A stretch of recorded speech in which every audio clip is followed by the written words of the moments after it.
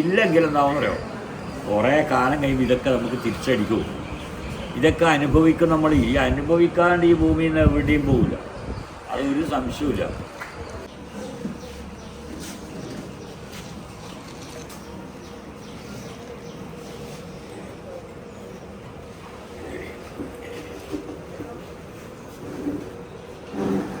പങ്കുചേരാനാവില്ല.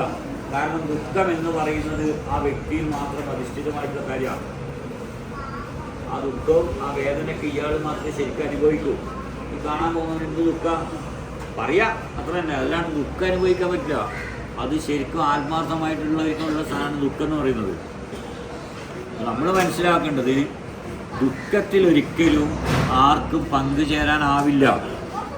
സന്തോഷത്തിൽ എല്ലാവർക്കും പങ്കുചേരാൻ പറ്റും. കാരണം എന്താ പറയുക, സന്തോഷം എന്ന് പറയുന്ന അവസ്ഥ വെറുതെ പോയിട്ട് ഇവിടെ കുറച്ച് ആൾക്കാർ ചിരിക്കും കളിക്കുകയൊക്കെ ചെയ്യുമ്പോൾ നമ്മളും കൂടെ കളിച്ചാൽ റെഡിയായി.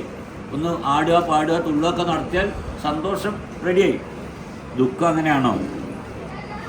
ദുഃഖം ശരിക്കും അനുഭവിക്കേണ്ട സാധനമാണ്. അതാ അനുഭവിക്കുന്ന ആൾക്ക് മാത്രമേ പറ്റൂ. അതൊരു പുറത്തുനിന്ന് വന്ന ഒരാൾക്ക് ദുഃഖത്തിൽ പങ്കുചേരാൻ പറ്റില്ല. അത് വെറുതെ നമ്മളെ സമാധാനിപ്പിക്കാൻ പറയാന്നേ ഉള്ളൂ.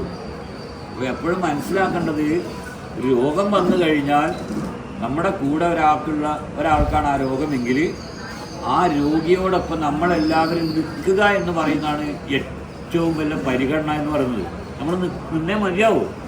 അങ്ങനെ നിൽക്കുമ്പോൾ ആ നമ്മളെ ചേർത്ത് പിടിക്കലുണ്ടല്ലോ, ഞാനുണ്ട് എന്ന് പറഞ്ഞിട്ട് നമ്മളൊരു ചേർത്ത് പിടിക്കലുണ്ടല്ലോ, ആ പിടിക്കൽ തന്നെ അയാൾക്കൊരു ഔഷധമായിട്ട് മാറും. അതൊരു ദിവ്യ ഔഷധമാണ്. രോഗം മാറും. മറ്റ് മരുന്നുകളേക്കാൾ ഏറ്റവും ഗുണം ചെയ്യുക അത്തരം അനുഭവങ്ങളായിരിക്കും.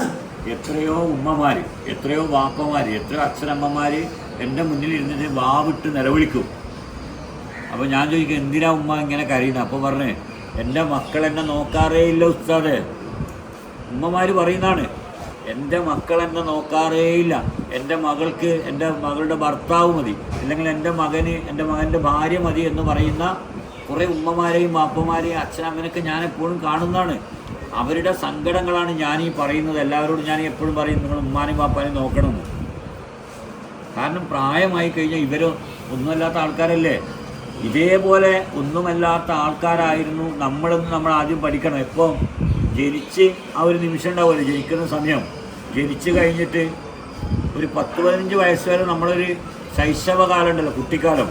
ഈ കാലത്ത് നമ്മൾ നിസ്സഹായരായിരുന്നു. ആ സമയത്ത് കൂടെ നിന്ന് ആരാ? നമ്മളെ ഉമ്മയും വാപ്പയാണ്, അച്ഛനും അമ്മയാണ് കൂടെ വന്നിട്ടുള്ളത് അല്ലേ. എന്നിട്ട് കുറച്ച് ആരോഗ്യമൊക്കെ വരുമ്പോഴല്ലേ നമ്മൾ പോയത്. അപ്പോൾ എന്ത് വേണം? നമ്മളെ അച്ഛനും അമ്മയും നമ്മളെ ഉമ്മയും വാപ്പയും വയസ്സാകുമ്പോൾ നമ്മൾ ഇവരെ നോക്കിയിരിക്കണം. അത് കടമയാണ്, നിർബന്ധമായിട്ടും ചെയ്തിരിക്കേണ്ട സംഗതിയാണ്. ഇല്ലെങ്കിൽ എന്താണെന്ന് പറയുമോ, കുറേ കാലം കഴിയുമ്പോൾ ഇതൊക്കെ നമുക്ക് തിരിച്ചടിക്കും. ഇതൊക്കെ അനുഭവിക്കും. നമ്മൾ ഈ അനുഭവിക്കാണ്ട് ഈ ഭൂമിയിൽ നിന്ന് എവിടെയും പോവില്ല, അതൊരു സംശയമില്ല. അത് ഉറപ്പാണ്.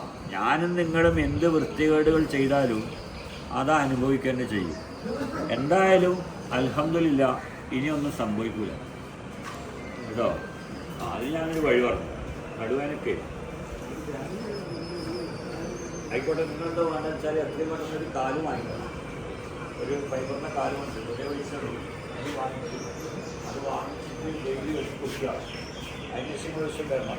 അപ്പം ഞാനിനി വേറൊരു വഴി പറഞ്ഞു തരും. എന്തായാലും നടക്കുന്നുണ്ടെങ്കിൽ ഒന്നിച്ച്